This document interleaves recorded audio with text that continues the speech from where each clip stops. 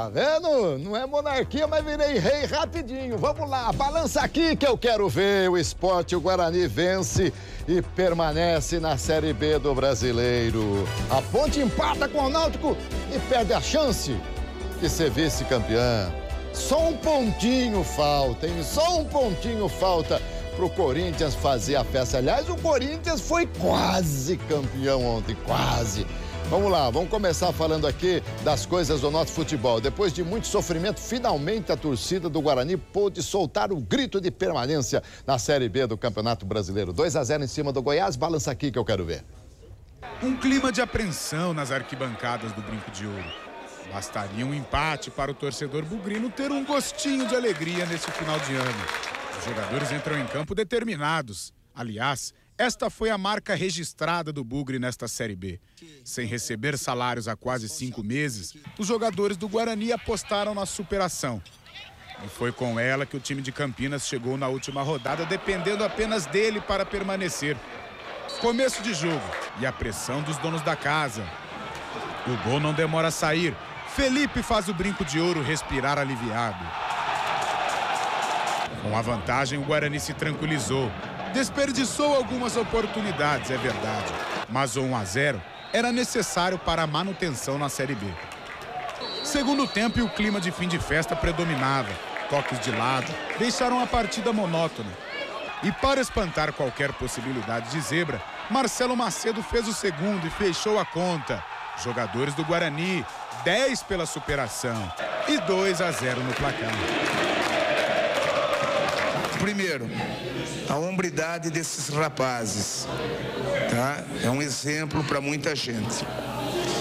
Segundo, a participação da torcida, principalmente no segundo turno, quando ela teve a sensibilidade e a percepção que os atletas precisavam deles. E o terceiro, se me permite, a imprensa de Campinas tem sua participação, sim, na reação e na permanência do Guarani na Série B. Porque ela transformou vitórias em conquistas e derrotas em tropeço. Pois é, vem cá, João Carlos de Freitas, a força da opinião. João. Belo discurso. Que coisa, não é sempre que a gente ouve isso, né? Normalmente nós somos os vilões da história, né? Porque quando você elogia, ninguém te liga para dizer, não, obrigado. Agora, quando você critica, meu Deus do céu, a casa cai. Mas o Giba reconheceu. João, foi uma das coisas mais emocionantes no final do jogo, depois que terminou tudo. Os jogadores saíram seminus, né? Do estádio, porque tiraram tudo, ficaram só de sunga, jogaram tudo para a torcida, chuteira, meia, calção, camisa. Foi assim emocionante, torcedor ali vendo o resgate da dignidade, né? Depois de tudo que esses moços passaram, né? O torcedor ali a todo instante, foi um negócio de provocar lágrimas, João. A gente tem que entender o seguinte, aquilo, a festa, a celebração, o êxtase, não foi pela permanência do clube no Brasileiro, porque isso aí pro Guarani, não que não represente, mas é uma agremiação com conquistas maravilhosas, dentre elas o Campeonato Brasileiro de 78. Mas às vezes, Alberto, tem muito grupo de jogador, tem muito jogador, ele fica no coração do torcedor, mesmo sem ser campeão, mesmo sem ser brilhante, muito mais do que aqueles que de repente desfilaram o seu talento, foram maravilhosos, aquela coisa toda. Por exemplo, o time de 91 era um time limitado, mas um time que ficará no coração. Esse time não era um time brilhante, mas é um time que vai ficar no coração do torcedor. Com certeza. E o Guarani passa agora por um momento, um processo político. Na terça-feira agora tem aí a eleição, não é bem uma eleição, uma indicação do Conselho de um nome para presidir o clube, porque no momento quem está presidindo é o presidente do Conselho Deliberativo. Náutico e Ponte fizeram um jogo movimentadíssimo em Recife. Empate de 2-2.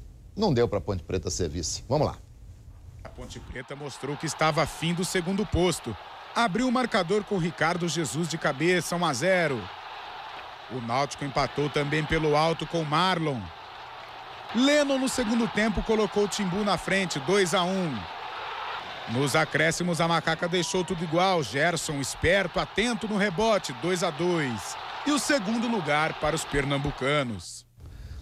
Pois é, João, para a Ponte foi importante, claro que foi, mas na verdade era mais ou menos festa, né? Agora vamos lá, se a Ponte precisasse empatar e o Náutico precisasse vencer, como é que seria? Seria como foi aqui em 7 de dezembro de 97. Nós estávamos lá. Exatamente, onde um comentarista saiu do posto faltando 10 minutos, dada tanta emoção, né? Que as coisas aconteciam. Mas eu acho que a Ponte fez a sua obrigação, né? Ela fechou com chave de ouro. Esse gol do Gerson, né? O Gerson foi um talismãzinho lá no banco, representa realmente todo o equilíbrio da campanha. Mas você pode perguntar para o Mano Menezes, ele vai falar para você sobre a Batalha dos Aflitos e tal. Então, quer dizer que a chance ainda existia. Olha, hoje à noite vai ser realizada a eleição presidencial na Ponte Preta. 2 chapas concorrem. A Sempre Ponte Preta, comandada pelo atual presidente Sérgio Carnelli, presidente afastado, é bem verdade, e a Ponte Preta 111 anos, liderada pelo ex-presidente Lauro Moraes. Quem vencer comanda a Ponte nos próximos 2 anos. Vamos ver como é que terminou aqui a classificação? Por favor, balança aqui para mim. A Portuguesa foi campeã, 81 pontos. Olha que força, hein? 3 derrotas apenas no campeonato. Do Náutico, vice-segundo, em segundo lugar com 64. A Ponte Preta é 63, terceiro. O Sport, o último, que subiu 61. Vitória da Bahia, 60. Bragantino, que coisa esses 2 times aqui, principalmente o Bragantino, hein? O Boa chegou um momento que estava até subindo. Americana, 56. Barueri, 53. ABC, 53. Viramos a página. O Goiás, 52. O Guarani, 52. Até que ficou numa posição intermediária. O Paraná, 52. Criciúma, 51. São Caetano, 51. Correu sério risco. O Asa também, 48. E caíram. E Casa 47, Vila Nova 32, Salgueiro 26 e Duque de Caxias 17. Santos e Bahia empataram no Pacaembu. E olha, hein, Palmeiras fez bonito diante do São Paulo. Vamos ver os gols? Balança aqui. O Palmeiras se utilizou da arma principal. Marcos Assunção de falta fez o gol da vitória verde e atrapalhou os planos do São Paulo de ir à Copa Libertadores. O Santos só empatou com o Bahia de Souza, que fez o primeiro. E claro que Neymar guardou o dele. 1-1 e foi só. E pro Corinthians, quase deu ontem.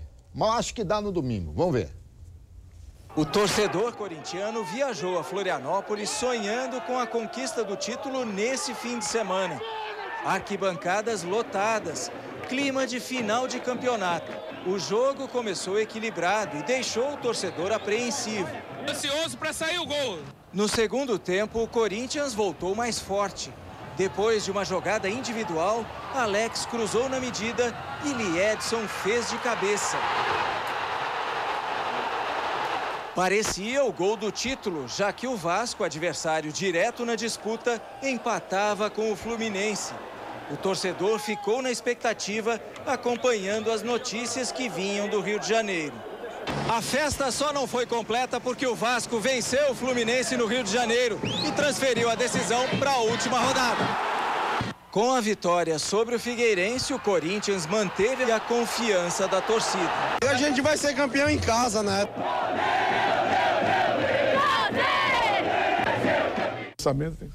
Não cabe. João, o Alex, né? Grande Alex, fez a jogada toda, todo mundo foi abraçar o Liedson, né? O Alex é seu companheiro de sinuca, né? Grande Alex. João, quem é que tem jogo mais difícil? O Vasco com o Flamengo ou o Corinthians com o Palmeiras? Eu acho que é igual, mas no Rio a tarefa do Vasco ela é um pouco mais pertinente, né? Ela é um pouco mais atávica, histórica. É difícil o Vasco ganhar do Flamengo, mas é uma ocasião especial. Agora aqui o Palmeiras também vai fazer de tudo, Alberto. Só que o Corinthians vai ser o campeão. Mesmo o Corinthians não vencendo a partida, sabe que o empate dá, né? Verdade, João. Abraço, João. Até amanhã. Até amanhã.